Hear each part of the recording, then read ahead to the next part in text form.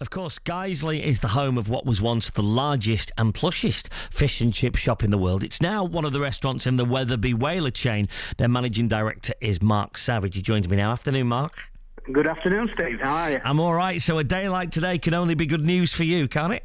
It's fantastic, yes. It's creating a little bit of interest within the community. Yeah, fantastic. We're being told these days, Mark, probably more than ever before, that we need to be more health conscious and watch what we eat. How do you compete with those kind of messages? Because there's no such thing as healthy fish and chips, is there?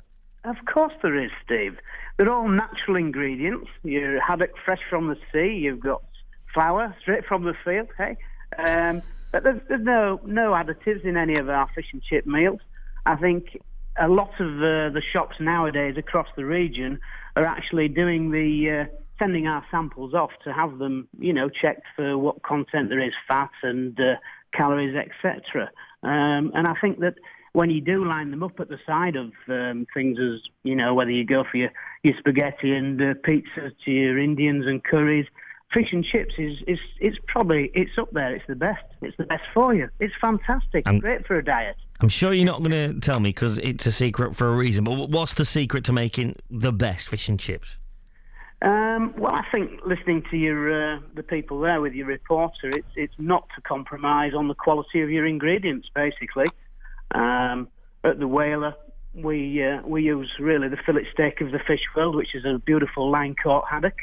And then going to the potatoes, you try your very hardest all year to source the finest quality, whether you're looking at pipers, ramos, marquees.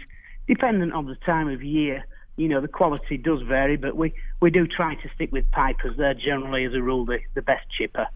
My other half, she's gluten-free, which restricts us now for where we can buy fish and chips from. It's a phrase we're hearing more and more these days, gluten-free. Is it something that you've had to adapt to? Well, yeah, I think a lot of the businesses nowadays, and especially us at the Whaler, what we're doing now, we do stick with tradition, and our mainstay, of course, is cooking fish and chips in beef dripping, but we're having to move with the times, as we have done, and we do cater for gluten-free diets, and also we cook in vegetable oil at certain shops.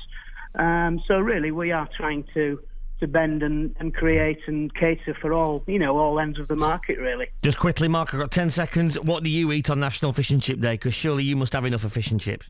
I shall be eating fish and chips for tea tonight without hesitation. I thought that'd be your answer. Mark Savage from the Wetherby Whaler on National Fish and Chip Day. Cheers, Mark.